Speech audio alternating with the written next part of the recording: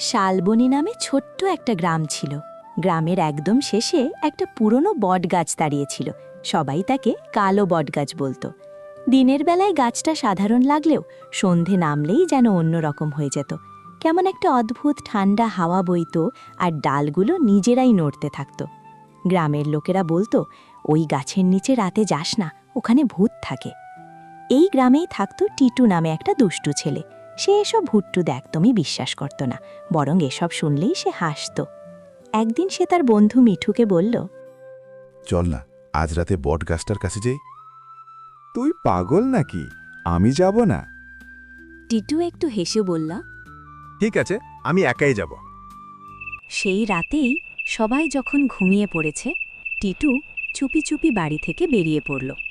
চারদিকে নিস্তব্ধতা, শুধু ঝিঁঝি পোকার ডাক আর দূরের কুকুরের হালকা ডাকা। টিটু ধীরে ধীরে বটগাছটার কাছে গিয়ে দাঁড়াল। হঠাৎ হু একটা অদ্ভুত শব্দ ভেসে এলো। টিটুর গা শিউরে উঠল। গাছের ডালগুলো যেন নিজে থেকেই নড়ছে, অথচ বাতাস নেই। ঠিক তখনই গাছের ওপরে থেকে একটা সাদা ছায়া ধীরে ধীরে নিচে নামতে লাগল। কে এলে আমার জায়গায়? আমি টিটু, আমি ভূতকে ভয় পাই না। ছায়াটা একটু কাছে এলো।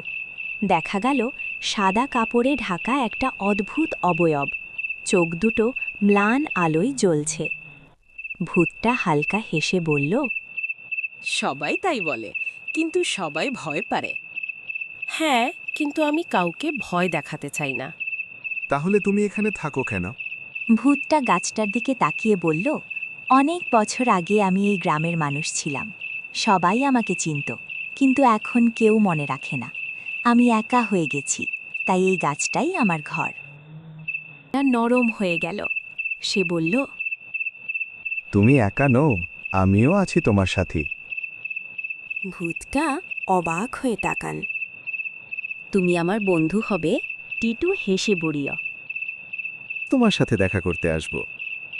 সেই রাতের পর থেকে টিটু প্রায়ই বটগাছটার কাছে যেত। তারা গল্প করত, হাসত। ধীরে ধীরে ভূতটার ভয়ঙ্কর চেহারাও যেন বদলে যেতে লাগল।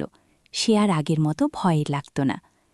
একদিন টিটু গ্রামের সবাইকে বলল, ওই বটগাছের ভূতটা খারাপ না, সে শুধু একা।